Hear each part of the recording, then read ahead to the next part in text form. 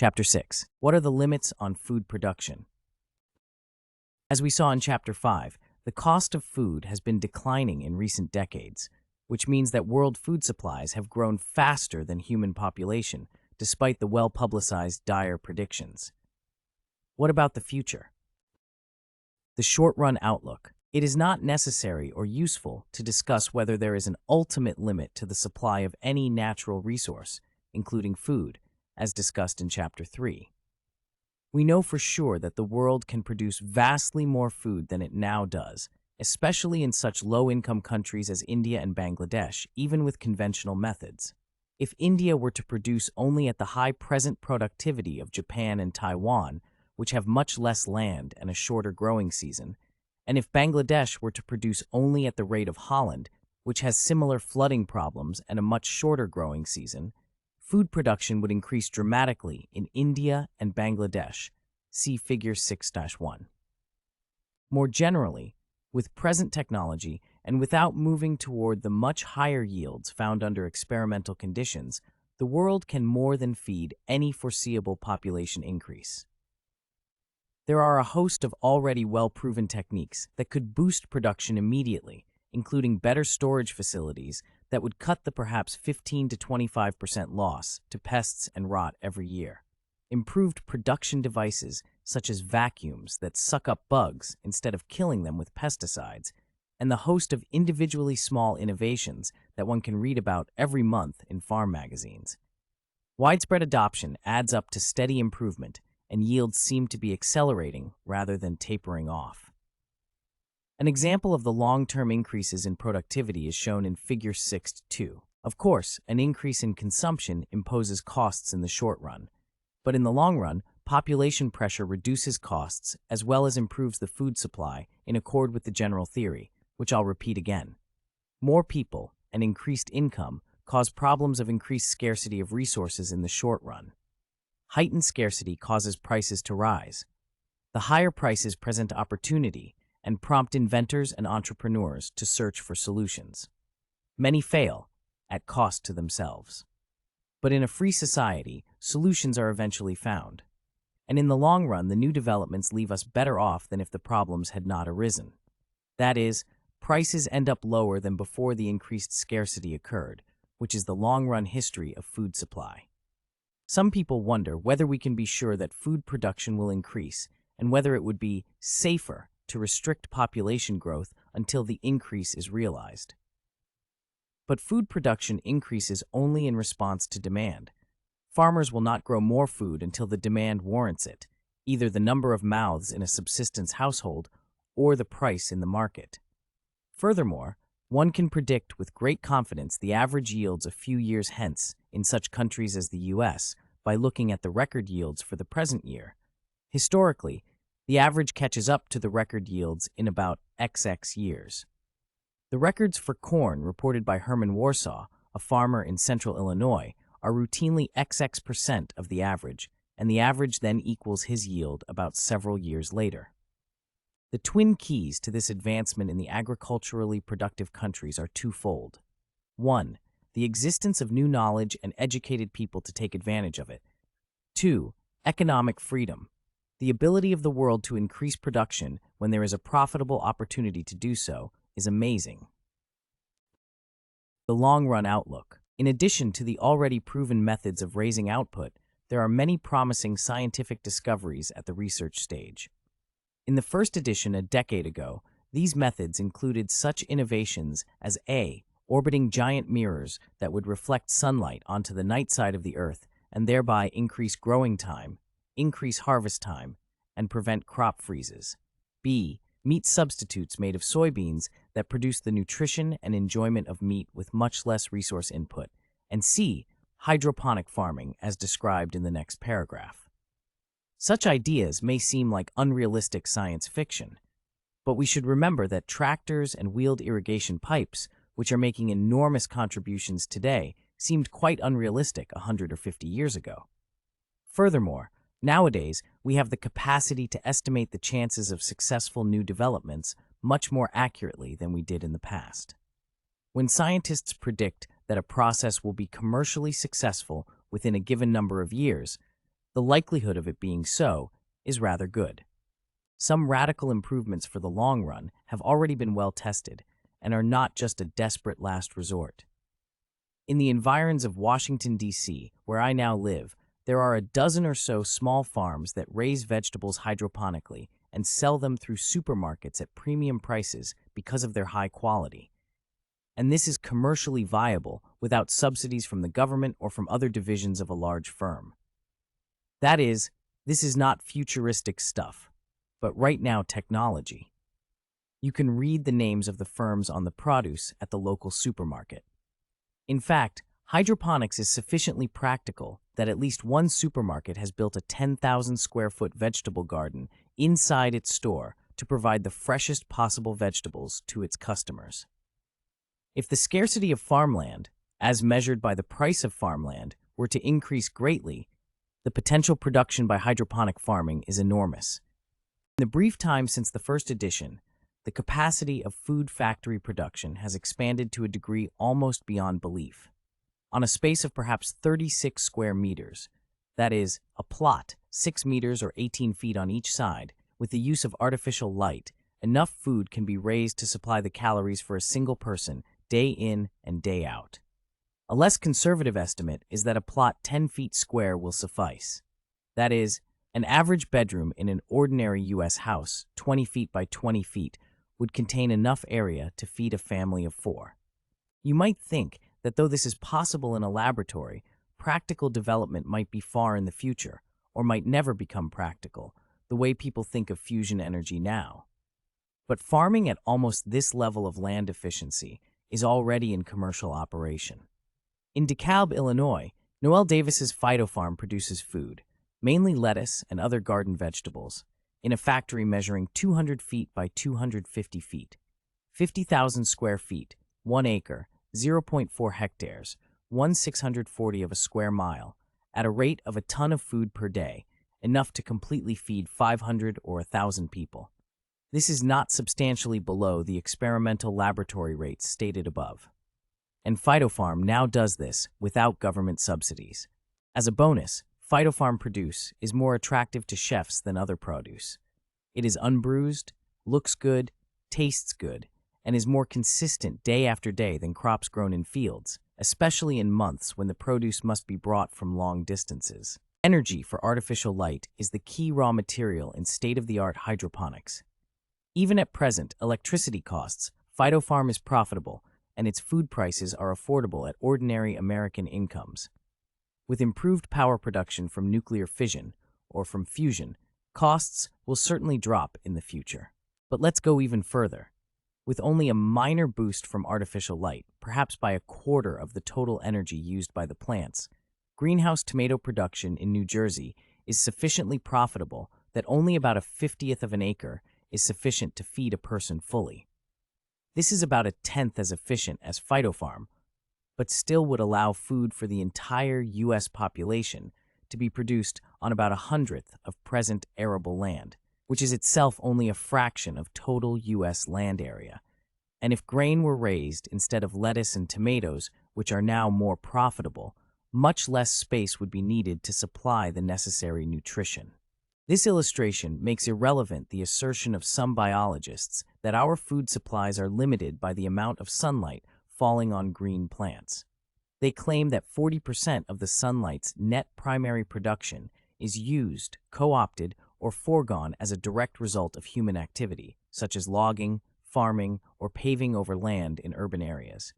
Those calculations seem to suggest that humans are already at the margin of existence, since we must share the remaining 60% of the sun's net primary production with millions of other species. But as we have seen, not only can humans get by with very little agricultural space if needed, but sunlight is not an ultimate constraint because of the availability of nuclear or even non-nuclear power to make light. Right now, green plants capture less than 1% of the solar energy that strikes the Earth's surface. If we indeed co-opt 40% of that 1%, we could give it all back to the plants and still draw plenty of natural energy from sources like solar cells, wind, ocean currents, and other reservoirs of the untapped 99%. To dramatize the findings a bit, and without worrying about the exact arithmetic because it does not matter, we can imagine the matter thusly. At the current efficiency of phytofarm, the entire present population of the world can be supplied from a square area about 140 miles on a side, about the area of Massachusetts and Vermont combined, and less than a tenth of Texas. This represents only about 1,000th as much land as is needed for agriculture at present, give or take a factor of 4. For illustrative purposes, greater exactitude is unnecessary. And if for some reason that seems like too much space, you can immediately cut the land space by a factor of 10. Just build food factories 10 stories high, which should present no more problems than a 10-story office building. You could economize even more and build 100 stories high, like the Empire State Building or the Sears Tower. Then the surface area needed would be no more than the space within the corporate limits of Austin, Texas, to pick the first alphabetically among the many U.S. cities large enough. Phytofarm techniques could feed 100 times the world's present population, say 500 billion people, with factory buildings 100 stories high on 1% of present farmland. To put it differently, if you raise your bed to triple bunk bed height, you can grow enough food on the 2 levels between the floor and your bed to supply your nutritional needs. Does this surprise you? It hasn't been front-page news, but the capacity to feed people with an ever smaller small land surface has been developing rapidly for decades. In 1967, Colin Clark estimated that the minimum space necessary to feed a person was 27 square kilometers, a then optimistic figure that had not been proven in commercial practice or even large-scale experiment. Now, a quarter of a century later, there is commercial demonstration of land needs only a fifth or a tenth that large. It is most unlikely that this process of improvement will not continue in the future. Only 200 years ago, half of the diet of Sauk and Meskwaki Native Americans came from hunting, and it took 7,000 acres to support one human. Phytofarm's 1 acre, which supports 500 or 1,000 people, represents an increase in productivity per acre 1,000,000 times over compared with the Native Americans. Nor is this any ultimate limit. Rather, these gains are just the result of research over the past few decades, and there is no reason to think that future research in the next century or the next 7 billion years could not greatly multiply productivity. It is likely that before the world gets to 500 billion people, or even to 10 billion, the maximum output per acre will be increased much beyond what Phytofarm achieves now. The discussion so far does not take account of such existing technology as bovine growth hormone, which has no proven effect on humans, yet greatly increases the yield of milk products.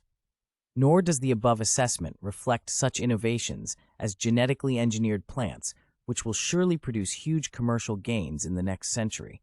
For example, rapeseed output can already be boosted 15 to 30% with genetic engineering. The possibilities already shown to be feasible are astounding. For example, one might insert into a potato genes from a moth that affect the potato's coloring.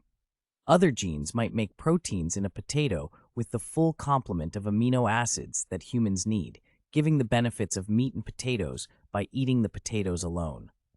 Please keep in mind that this technology has been developed after only a few decades of work on the topic, and only a little more than a century after the first scientific knowledge of genetics. Potential progress in the future, even within the next few decades and centuries, is awesome. Doomsaying forecasts about population growth outstripping the food supply that take no account of these possibilities surely are seriously inadequate. Food from fish. Fish crops are not fundamentally different from field crops. Based on a few years of data, the Global 2000 report issued the influential forecast that the world fish catch had hit its limit, leveled off in the 1970s at about 70 million metric tons a year. But by 1988, the catch had reached 98 million tons a year, and it is still rising rapidly. No limit to the harvest of wild varieties of seafood is in sight, yet fish farms have begun to produce at or near competitive prices. A newspaper in the 1990s in Washington, D.C., advertised perch fillets from the North Atlantic for $2.99, while aquacultured tilapia and catfish were $3.99 and $4.99 respectively. The aquacultured products sell well enough at these prices to be displayed prominently. And there is every reason to believe that with additional experience, aquaculture costs and hence prices will fall. Indeed, the main obstacle to a rapid increase in aquaculture is that wild fish are too cheap to invite more competition. The price of cultured catfish has fallen greatly already. Farm-grown salmon has been so successful that it has produced a glut of massive proportions, which has brought down the wholesale price of a gutted fish from $7 a pound to $4. By 1992, the price to the fish farmer was only 60 cents a pound. Aquaculture capacity can be expanded almost indefinitely. Land is a small constraint, as catfish farming in Mississippi shows. Present methods produce about 3,000 pounds of fish per acre, an economic return far higher than for field crops. The biggest obstacle to a large increase in catfish farming in Texas is the federal subsidy to rice farmers that keeps them producing that product instead of shifting the land to fish farming. And now systems that raise fish intensively by piping in the necessary nutrients and piping out the waste products, akin to hydroponic cropping, are being developed. The process goes on year-round indoors under controlled temperature conditions and can provide fish to restaurants and stores only hours after the catch. New technology can also expand the supply of seafood by producing artificial substitutes. Imitation lobster, made of Alaska pollock, plus artificial lobster flavor and almost indistinguishable from the real thing, sells for $4 per pound, vastly less than the price of real lobster. The same is true of artificial crab. Why is the food outlook made to seem gloomy? The reasons why we hear and believe so much false bad news about resources, environment, and population are so many and so complex that they require another volume to discuss, forthcoming soon, I hope. But a couple of comments about food in particular are needed. It is puzzling why competent biologists go so wrong in their assessments of the food situation. They charge that people like me who are not biologists are by training disqualified from writing such material as this. But why is this so? What is it that they know or don't know that makes them believe that they understand the situation better than the rest of us and that our calculations are not sound? An explicit explanation by one of them would be helpful. Another curiosity is that even people who should know best about the wonderful long-run prospects for food production often fail to see the larger picture. Typically, Noel Davis of Phytofarm, which makes land almost irrelevant as a factor of food production, comments that each year the United States is losing an area of farmland greater in size than the state of Rhode Island. Chapter 8 documents what nonsense this is. Of course, such an alarming assertion may be given as justification for the need to invest in one's own new technology, but still it reflects some belief in the conventional wisdom, which Davis's own work belies. Still another cause of the common belief that food is a looming problem is the propensity for the news media to put a bad news twist on even the best news. Catfish farming has been so successful in the United States in the 1980s that prices have fallen rapidly. This is a great boon to consumers and is additional evidence of the long-run potential of fish farming. But the falling prices have naturally hurt the least efficient producers. So a front-page headline is "Fish Farms Fall Prey to Excess," and the story contains no suggestion that the overall impact is beneficial to American citizens and to all humanity. Kens, the notion that we are facing a long-run food shortage due to increased population and a Malthusian shortage of land is now scientifically discredited. High-tech methods of producing vastly more food per acre will not be needed for decades or centuries. Only after population multiplies several more times will there be enough incentive to move beyond the present field cropping systems used in the more advanced countries. But beyond the shadow of a doubt, the knowledge now exists to support many times the present world's population on less land than is now being farmed. That is, even without expanding beyond our own planet. Malthus might be rephrased thusly: whether or not population grows exponentially, subsistence grows at an even faster exponential rate, largely but not entirely because of population growth. and capacity to improve other aspects of the standard of living beyond subsistence grows at a still faster exponential rate, due largely to the growth of knowledge. The main reason why more food has not been produced in the past is that there was insufficient demand for more food. As demand increases, farmers work harder to produce crops and improve the land, and more research is done to increase productivity. This extra work and investment imposes costs for a while, but as we saw in Chapter 5, food has tended in the long run to become cheaper decade after decade. That's why production and consumption per capita have been rising. Will a population explosion reverse these trends?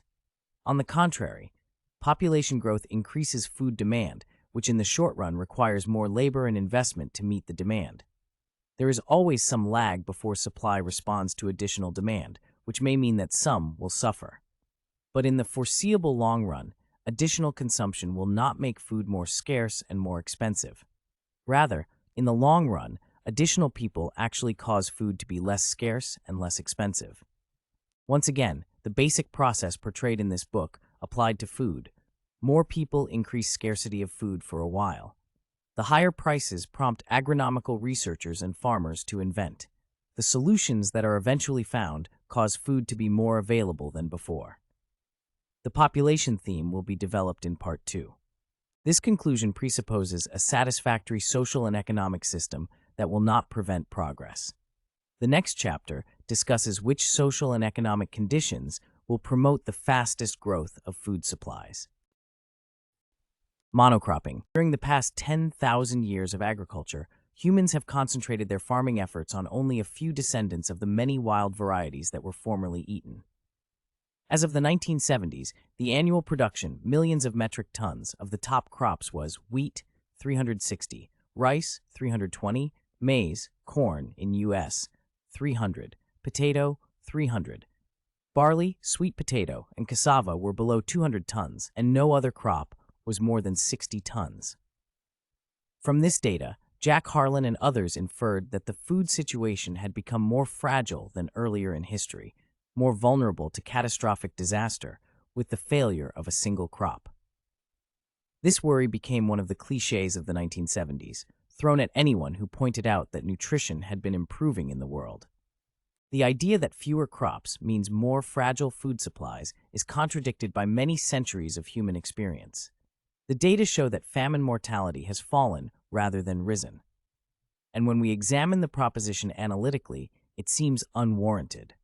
First, we notice that though the world's foods have become more concentrated in fewer varieties over the centuries, this does not imply the same for local consumption. The diet of an Indian villager is surely more diverse now than in the past, when a single locally grown crop constituted the overwhelming proportion of every person's diet, because villagers now have access to foods from outside the village and income to purchase them. Indeed, one need only consider one's daily intake to see how much the sources of our food are much more diversified from all over the world than in past centuries, largely because of the improvement of transportation and of storage techniques such as refrigeration. The data on the size of grocery stores and the number of products carried in them belie the assertion that the supermarket and quick food services have drastically restricted the human diet in the U.S.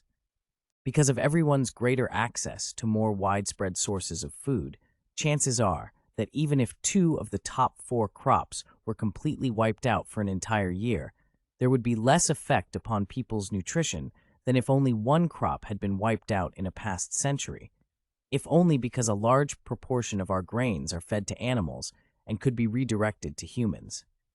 Reduction in agricultural variety would seem to be just one more false scare, which may have arisen simply because people cannot believe that such good things can happen without our having to pay nature a penance for our blessings. In a telling observation, the same excellent scholar who produced the data adduced above, but worried about reduction in variety, noted that weeds are species or races that thrive in man-made habitats, and what species thrives in man-made habitats better than Homo sapiens? We are the weediest of all. Just so. And our weed-like survival capacities increase from generation to generation rather than diminish despite, or because of, such changes as reduction in the number of species cultivated in the world.